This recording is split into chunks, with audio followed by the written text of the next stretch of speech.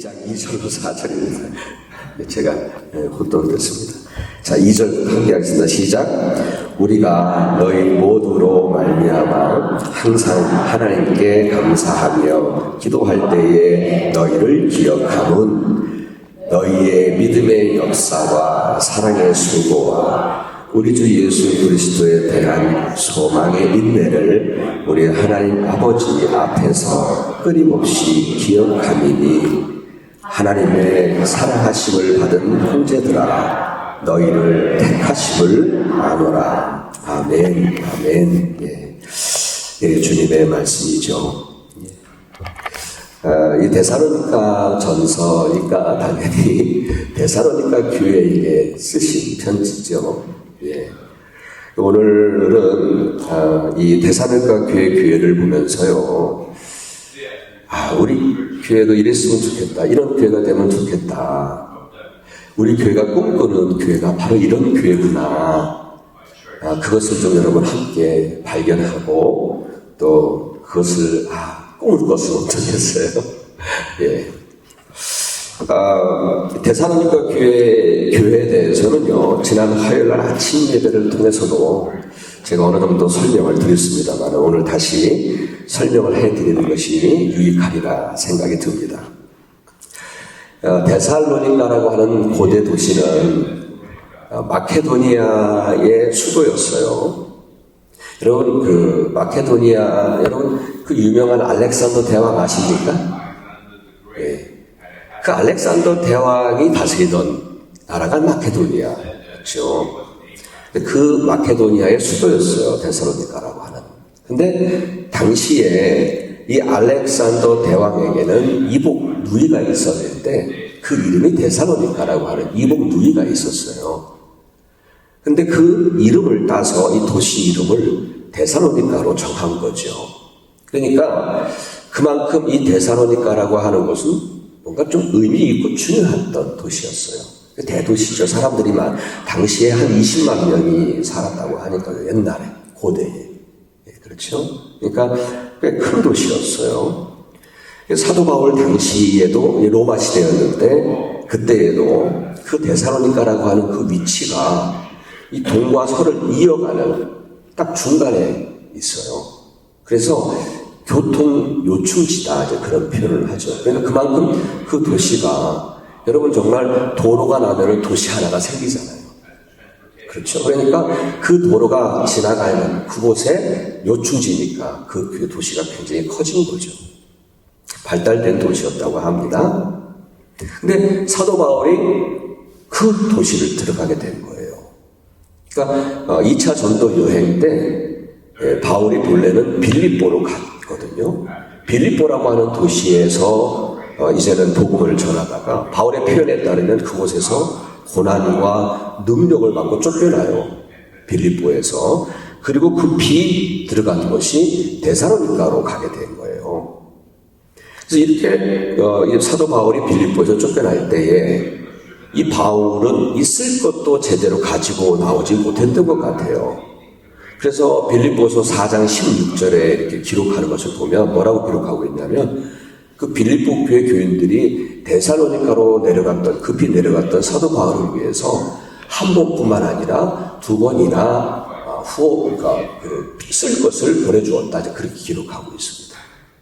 그만큼 제대로 준비가 되지 못한 상태에서 아마 급히 내려온 것 같아요, 데살로니가로. 그런데 그렇게 들어간 데살로니가였는데 사도행전 17장에 따르면 3번의 안식일을 보내면서 복음을 전했거든요. 회당에서 복음을 전했는데 그때에 바울이 전한 복음을 듣고는 기록하기를, 17장에서 기록하기를, 경건한 헬라인의 큰 무리들 그리고 적지 않은 귀부인들이 예수님의 말씀을, 그러니까 그 복음을 듣고 믿어요.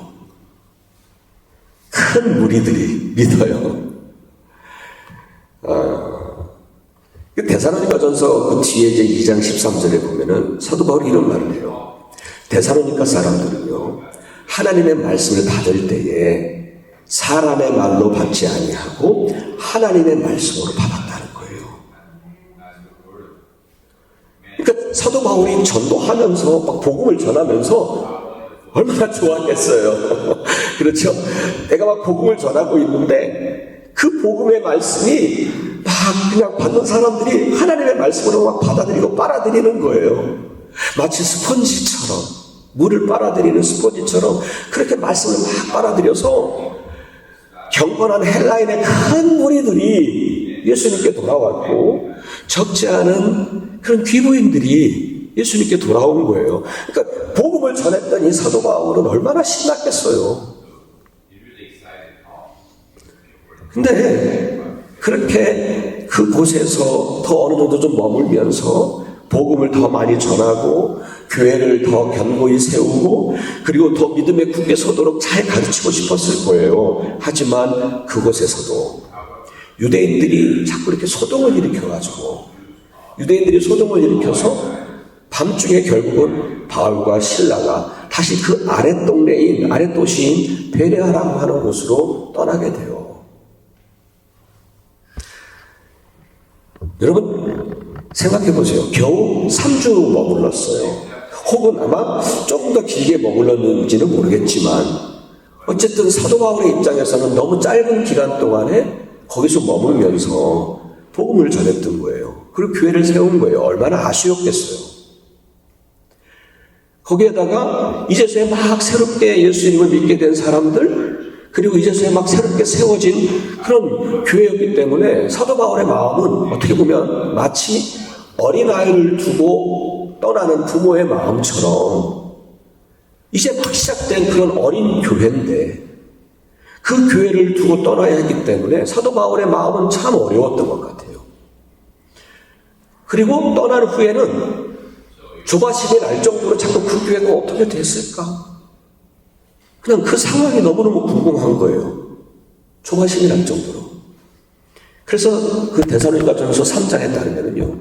조바심이 날 정도로 궁금해하다가 어떻게 표현하고 있냐면 우리가 참다 못하여서 그렇게 표현합니다. 참다 못해서 디모데를 데살로니가로 보내요. 좀 알아보라고. 그 교회 상황이 어떤지.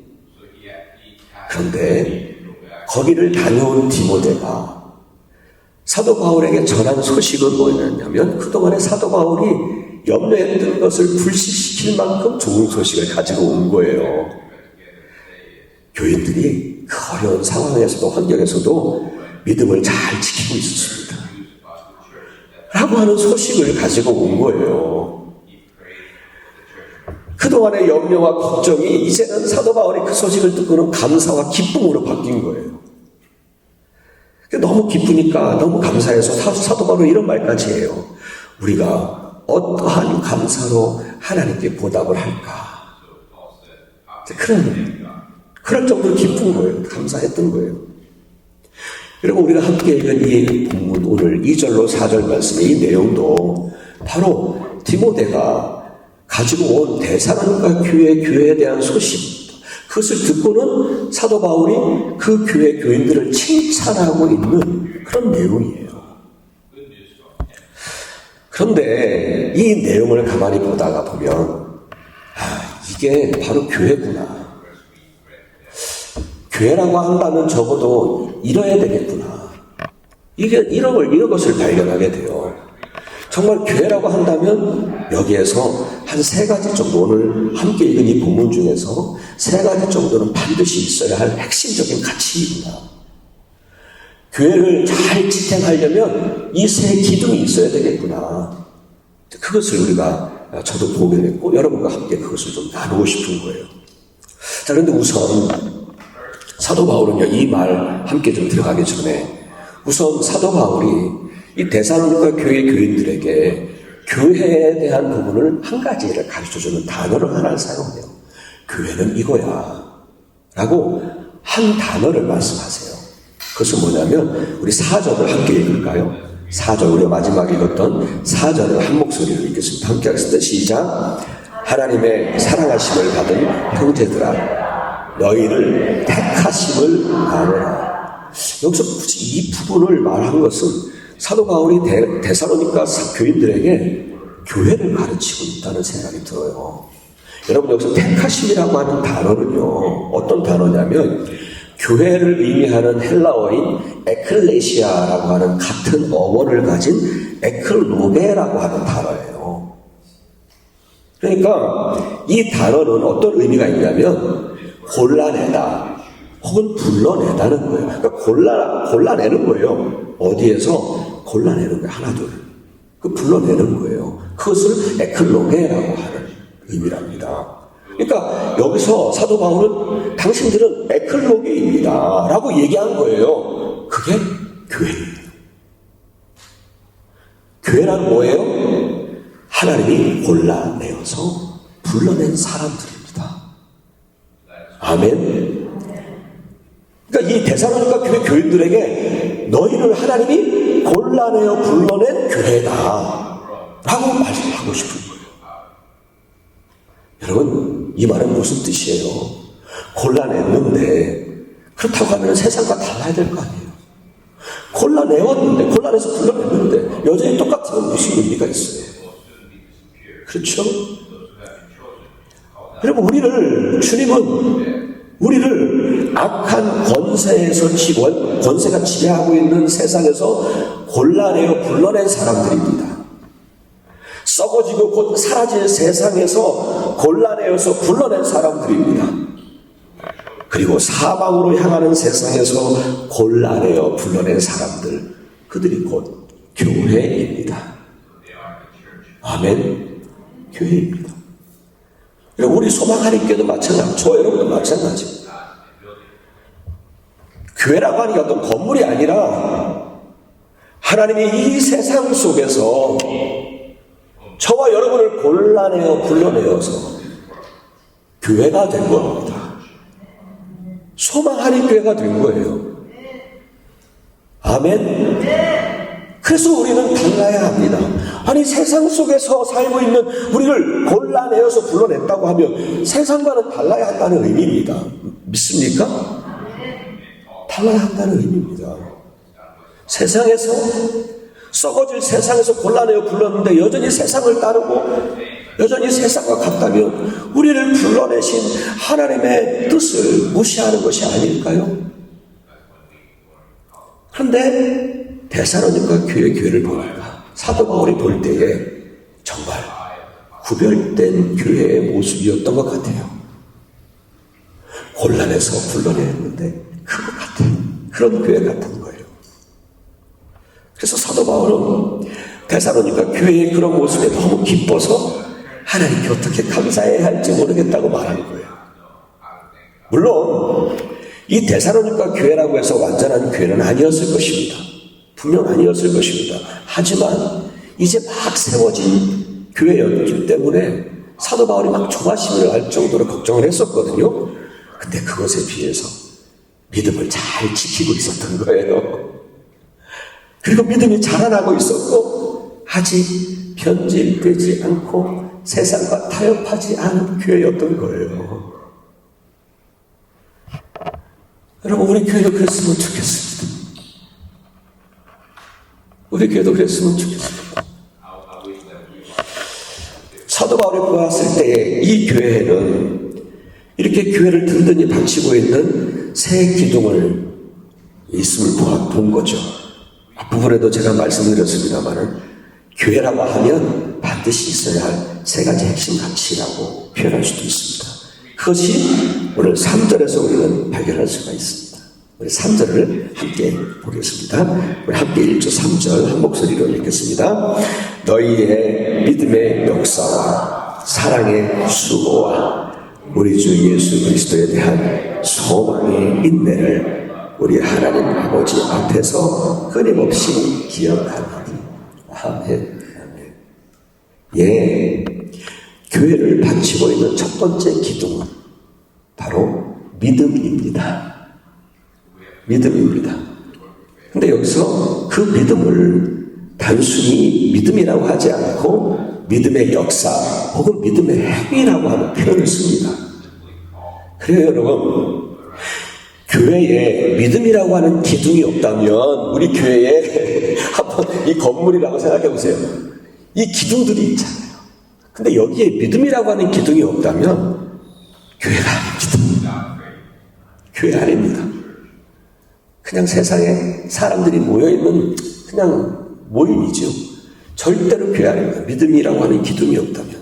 자, 그런데 여러분, 사도 바울이 믿음의 역사, 믿음의 행위를 말한 것은 어떤 의미냐면, 여러분, 우리가 믿음이라고 하는 건 있는데, 우리가 믿음 하는데, 머릿속에서는 분명히 나는 믿어요. 그런데 그 믿음이 말만 하는 믿음이라면, 그건 온전한 믿음이라고 할 수 없다는 거예요.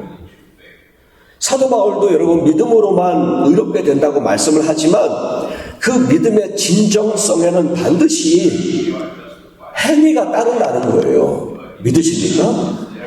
내가 믿으면, 내가 진짜로 믿으면 내가 믿는 것을 보여주게 될 거 아니에요. 그 행위가 따를 거 아니에요. 열매가 따른다는 거예요.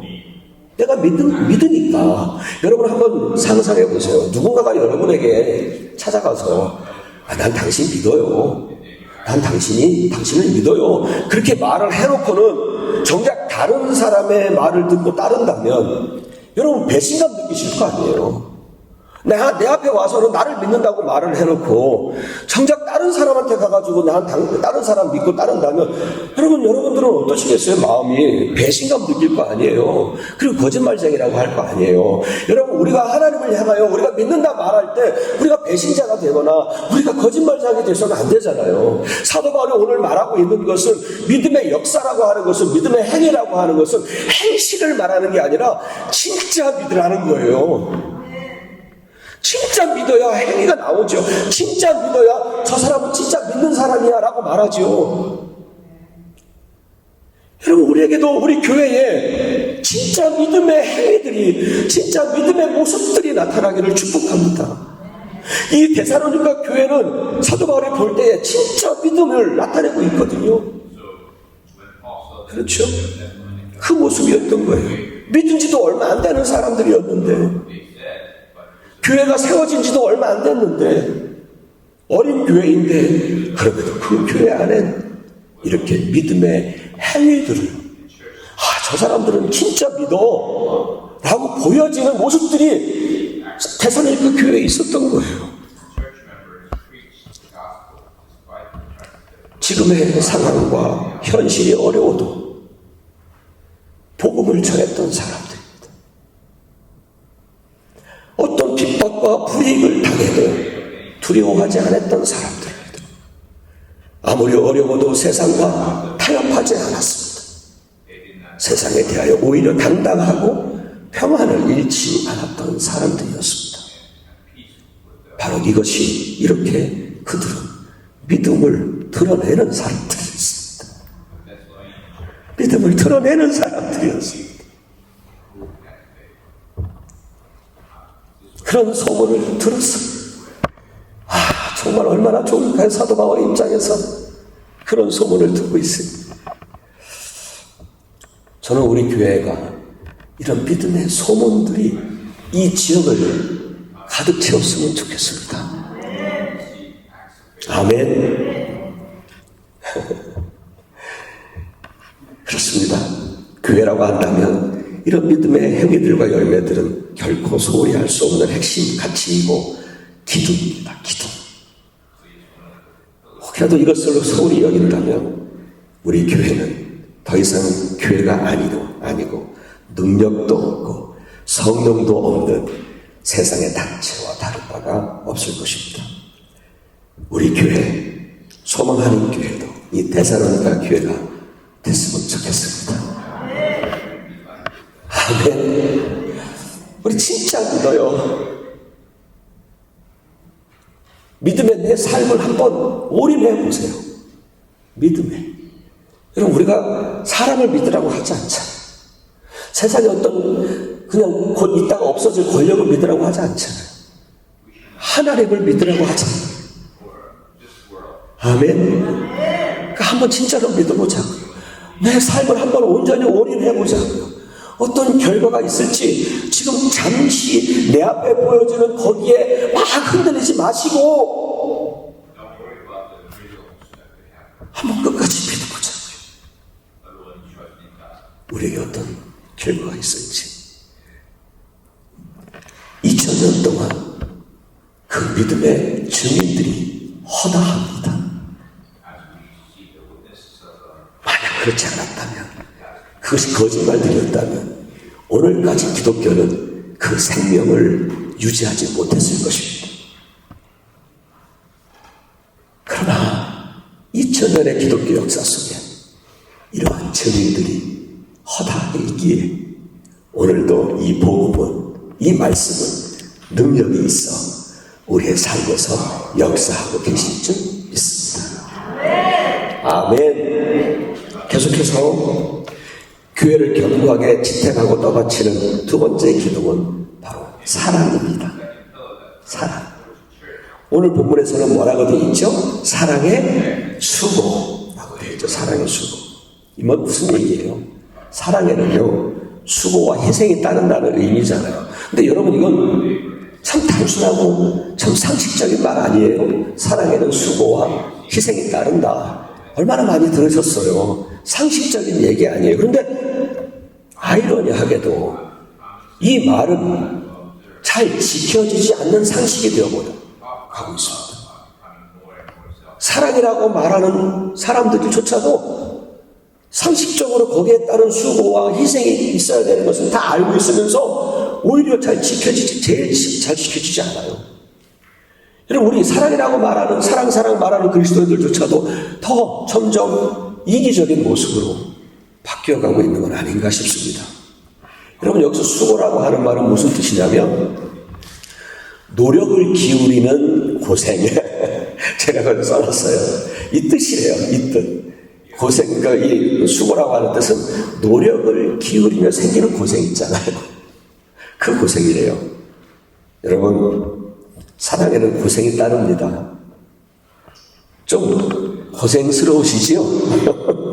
여러분, 사랑하려고 하다 보면 고생스러우시지요? 예, 정말 그렇습니다. 여러분, 근데요, 여기서 한번 좀 생각해 봅니다. 여러분, 하나님 사랑하십니까? 하나님 정말 사랑하십니까? 그렇다면 수고와 희생이 따른다는 것입니다. 좀 고생스럽다는 거예요. 여러분, 하나님 사랑하십니까? 그럼 좀 고생스러우실 거예요. 예. 하나님 말씀대로 살려고 하니까 노력을 기울이는 그 고생이 있게 됩니다. 또한 여러분, 우리 교회 사랑하십니까? 왜 이렇게 자신이 없으세요? 우리 교회 사랑하시죠? 자, 그렇다면 우리가 성도들을 위해서 수고와 희생을 해야 한다는 거예요. 좀 고생스러우실 거예요, 아마. 우리 교회 사랑하는 거 고생스러우실 거예요. 예. 하지만 그 사랑의 수고가 있을 때 교회는 진정한 교회로 든든히 세워질 수 있음을 믿습니다. 그게 기둥이거든요. 또 하나의 기둥이거든요. 이거 없으면 교회 곧 무너져요. 그렇죠? 데살로니가 교회는 우리 교회처럼 세워진 지 얼마 안 된 교회예요. 그럼에도 불구하고 그 안에 이런 사랑의 수고가, 희생이 있었다는 거예요. 저는 주님께서 그 교회를 기뻐하셨으리라고 믿습니다. 아멘. 그렇습니다. 사랑의 수고는 결코 소홀히 해서는 안 되는 이렇게 교회의 핵심 가치이며 또 기둥임을 믿습니다. 자, 그렇다면 여러분, 여기서 한 가지 여러분 한번 우리 스스로 한번 질문을 던져보면 어떨까요? 과연 나는 우리 교회를 위해서 정말 사랑의 수고를 하고 있다 라고 말할 수 있으신지요? 나는 사랑의 수고를 하고 있어 라고 말하실 수 있으신지요? 그건 여러분들께 맡기겠습니다. 자, 계속해서 마지막으로 교회를 이렇게 지탱하고 있는 또 하나의 기둥이 있지요. 그것은 바로 소망입니다. 소망. 우리 소망하는 교회잖아요. 예, 소망입니다. 근데 오늘 본문에서는 사도 바울이 뭐라고 표현하냐면 소망의 인내라고 표현을 하죠. 여러분, 데살로니가 교회 이 교인들은요, 시대적 상황을 보더라도 혹은 그 환경을 보더라도 그들에게는 참 많은 시험과 유혹이 있었을 것입니다. 또한 여전히 어려움과 불이익을 감수하면서 예수를 믿었을 것입니다. 그럼에도 그들은 자기들이 만난 그 어려운 현실 속에서도 인내하고 믿음을 지킬 수 있었어요. 왜냐하면 그들에게 소망이 있었기 때문입니다. 예수님이 곧 오신다는 소망, 그리고 우리는 마침내 승리할 것이라고 하는 그 소망이 그들에게 있었기 때문이었습니다. 그렇습니다. 우리가 살아가는 이 오늘을 살아가고 있는 우리들에게도 소망이 있습니다. 여러분, 소망 있으십니다? 있으시죠? 예, 우리의 소망은 하나님이십니다. 세상을 보면 소망이 없습니다. 무엇을 여러분 보시면서 소망을 느끼셨습니까? 소망 없습니다. 소망인 것 같아 보일 뿐입니다. 그러나 믿었다가 역시 그렇구나. 혹시나 했는데 역시 그렇구나. 그게 삶이잖아요. 어디에다가 진짜 소망을 두십니까? 그러나 우리는 하나님이 계십니다. 그분이 우리의 진짜 소망이고 그분은 우리에게 언제나 선하신 분이며 우리를 구원하신 분이심을 믿습니다. 예, 어떤 상황과 현실을 지나고 계십니까? 그러나 그 소망을 가지고 하나님을 바라는 자는 넉넉히 인내합니다. 여러분, 소망의 진짜 힘은요, 소망의 진짜 능력은요, 인내입니다. 소망은 그 어떤 악한 상황에서도 나를 인내하게 합니다. 저는 그것이 소망의 진짜 능력이라고 믿습니다. 아멘. 여러분, 우리 교회 안에도요, 이런 소망의 인내를 가지고 살아가시는 분들이 있어요. 저는 그분들을 도울 능력은 없지만 기도로 그분들을 응원하고 있습니다. 하나님의 때에 하나님의 방법으로 가장 좋은 길을 허락해 주시기를 저는 그 기도를 하고 있습니다. 제가 하고 있는 사랑의 수고라고 한다면 그것은 사무엘의 말처럼 기도하기를 멈추지 않는 것이라고 생각합니다. 그래서 아침 예배 때마다 마지막 기도를 할 때는 똑같은 내용으로 기도를 해요.